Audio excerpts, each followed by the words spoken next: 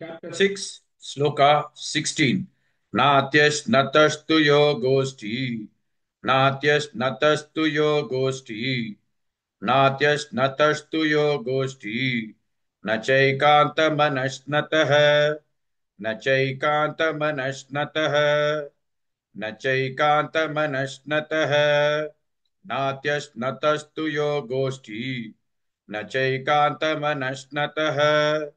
नात्यश्नतस्तु योगोष्ठी न चैकान्तमनश्नतः नात्यश्नतस्तु योगोष्ठी न चैकान्तमनश्नतः नात्यश्नतस्तु योगोष्ठी न चैकान्तमनश्नतः नात्यश्नतस्तु योगोष्ठी न चैकान्तमनश्नतः न चातिस्वप्नशीलस्य न चातिस्वप्नशीलस्य न चातिस्वप्नशीलस्य जाग्रतो नैव चार्जुन जाग्रतो नैव चार्जुन जाग्रतो नैव चार्जुन न चातिस्वप्नशीलस्य जाग्रतो नैव चार्जुन न चातिस्वप्नशीलस्य जाग्रतो नैव चार्जुन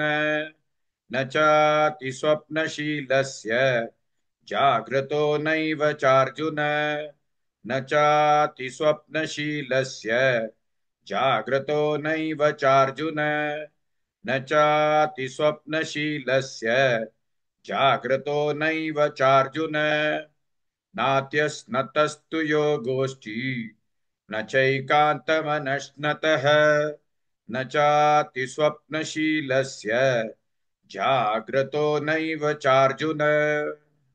Please like and share this video because you could be instrumental in helping someone around the world recite the Srimad Bhagavad Gita, thereby helping them to have a life of unending opulence, victory and prosperity. This is mentioned in chapter 18, sloka 78. Yes, don't forget to buy my book, Leadership Can Be Child's Play.